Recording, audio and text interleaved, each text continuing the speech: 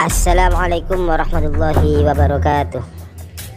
Oke guys, kali ini saya akan membahas film Gerakan 30 September atau sering disebut G30 SPKI. Film ini disutradarai oleh Arifin Nur yang dirilis pada tahun 1984. Film ini menceritakan masa menjelangnya kudeta di mana 6 jenderal diculik dan dibunuh oleh PKI dan TNI Angkatan Udara. Oke, jika kalian penasaran dengan videonya, sebelum kita ke ceritanya, simak dulu narasi berikut.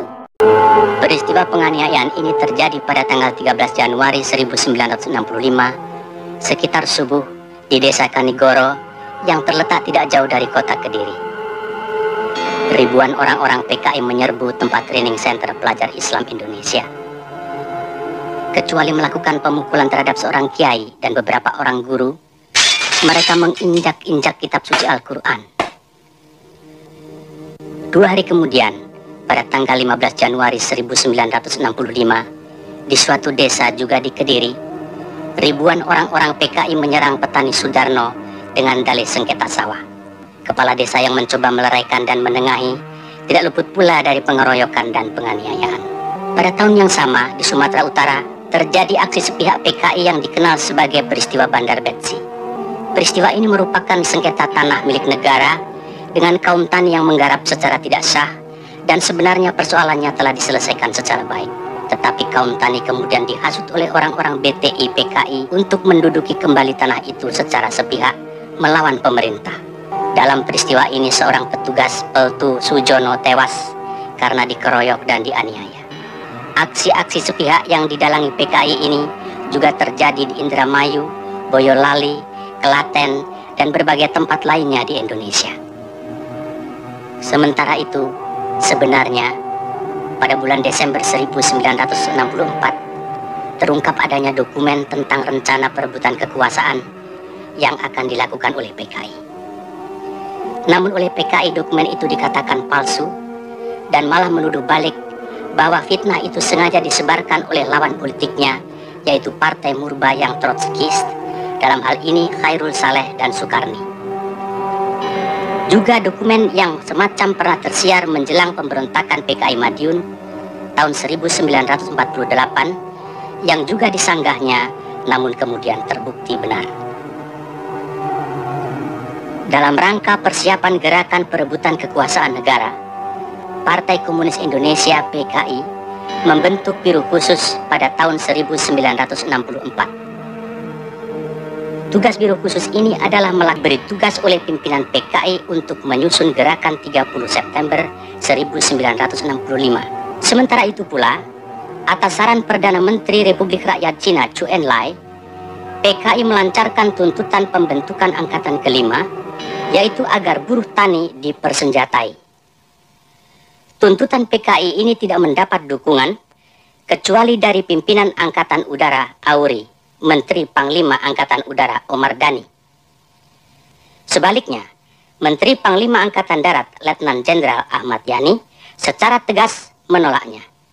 Karena menurut perhitungannya, pembentukan angkatan kelima akan menimbulkan keruwetan dalam garis komando maupun pengawasan kekuatan bersenjata di Indonesia. Oke guys, kita ke alur ceritanya. Film dimulai memperlihatkan negara Indonesia yang berada dalam kekacauan. Rakyat hidup dalam kemiskinan, sementara yang kaya memamerkan kekayaan mereka. Ya, seperti lagu, yang kaya semakin kaya, yang miskin semakin miskin. Pada kala itu, Presiden Republik Indonesia yaitu Insinyur Soekarno dalam keadaan sakit parah. Bahkan dokter yang merawatnya yang berasal dari Cina memvonis bahwa Insinyur Soekarno akan mengalami kelumpuhan dan bisa mengakibatkan kematian. Setelah mendengar vonisan dari dokter Cina tersebut, Aidit, Syam, dan kepemimpinan Partai Komunis diam-diam berencana untuk mengkudeta Dewan Jenderal. Mereka merekayasa cerita bahwa Dewan Jenderal sedang mempersiapkan kudeta bila Presiden Soekarno mati. Rekayasa tersebut digunakan sebagai alasan untuk kudeta mereka sendiri. Mereka berencana untuk menculik 7 jenderal yang dikatakan sebagai Dewan Jenderal, yaitu Jenderal Ahmad Yani, Jenderal Abdul Haris Nasution, Jenderal Haryono, Jenderal S. Paman, Jenderal Suprapto, Jenderal D.I. Panjaitan, serta Jenderal Sutoyo. Perencanaan operasi ini dibagi menjadi 3 komando, yaitu Komando Penculikan dan Penyergapan. Pasukan ini diberi nama Pasukan Pasopati yang dipimpin Letnan 1 Dularip, dan Komando Penguasaan Kota yang diberi nama Pasukan Bima Sakti yang dipimpin Kapten Suradi, serta Komando Basis. Pasukan ini diberi nama Gatot Sukoco yang dipimpin Mayor Gatot Sukrisno. Semua pasukan ini di bawah pimpinan Letnan Kolonel Untung. Di sisi lain, Jenderal Ahmad Yani mencurigai bahwa ada sesuatu gerakan yang sistematis sedang berjalan, dan Jenderal Ahmad Yani pun berencana agar besoknya melaporkan kepada Presiden Soekarno.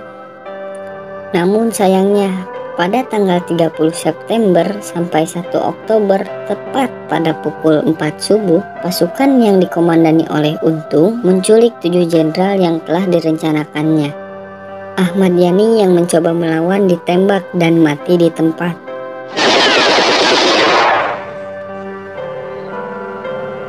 Sedangkan Jenderal Ahana Sution berhasil melarikan diri dengan melewati tembok. Namun putrinya yaitu Ade Irma justru tertembak oleh pasukan PKI. Sementara asistennya yaitu militer Pierre Tandean dengan cepat dia ditangkap dan dia mengorbankan dirinya untuk melindungi Nasution dengan mengaku bahwa dirinya lah Jenderal Nasution.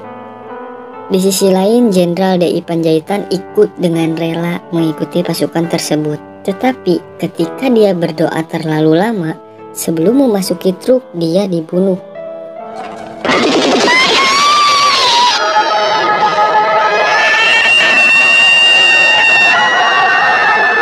Sedangkan 4 jenderal yang tersisa dibawa ke camp G30 SPKI di Lubang Buaya. Di Lubang Buaya, para jenderal disiksa dengan tidak manusiawi dan dibunuh. Tubuh mereka kemudian dilemparkan ke dalam sumur.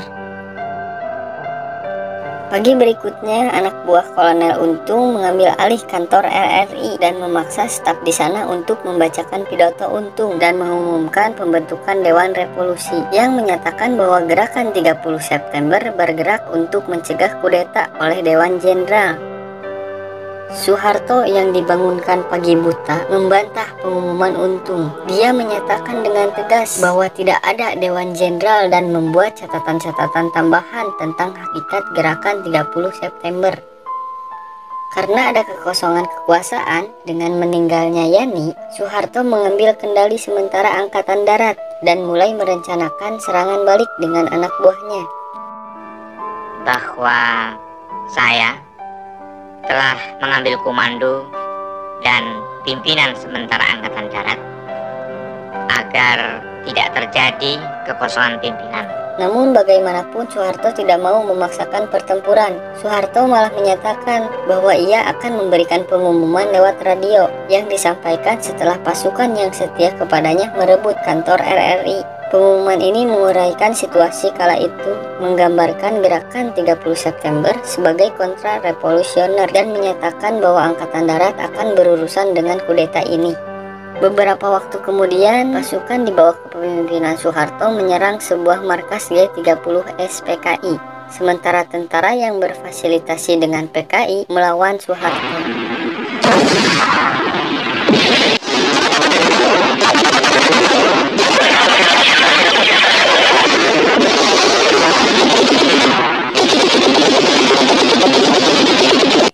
Singkat cerita, pasukan Soeharto pun berhasil membantainya. Namun pemimpin PKI itu lolos dan melarikan diri. Dan mereka berencana untuk melanjutkan perjuangan mereka di bawah tanah. Singkat cerita, Soeharto kemudian dipanggil ke istana kedua, yaitu di Bogor untuk berbicara dengan Soekarno. Di sana Presiden mengatakan bahwa ia telah menerima jaminan dari Marsekal Udara yaitu Omar Dhani bahwa Angkatan Udara tidak terlibat dalam kudeta ini. Namun Soeharto membantah pernyataan tersebut. Ia mencatat bahwa persenjataan gerakan ini adalah seperti orang-orang dari Angkatan Udara dengan menunjukkan bukti senjata yang dimiliki Angkatan Udara. Dan dalam pertemuan ini akhirnya menghasilkan konfirmasi pengangkatan Soeharto sebagai pemimpin Angkatan Darat untuk bekerja sama dengan Pranoto dalam investigasi mereka terhadap peristiwa kudeta ini. Singkat cerita, Angkatan Darat menemukan camp di Lubang Buaya, termasuk tubuh-tubuh para jenderal. Jenazah para jenderal kemudian dimakamkan di tempat lain dan Soeharto memberikan pidato di mana ia mengutuk gerakan 30 SPKI dan mendesak masyarakat Indonesia untuk melanjutkan perjuangan jenderal-jenderal yang telah meninggal tersebut. Dan cerita pun selesai.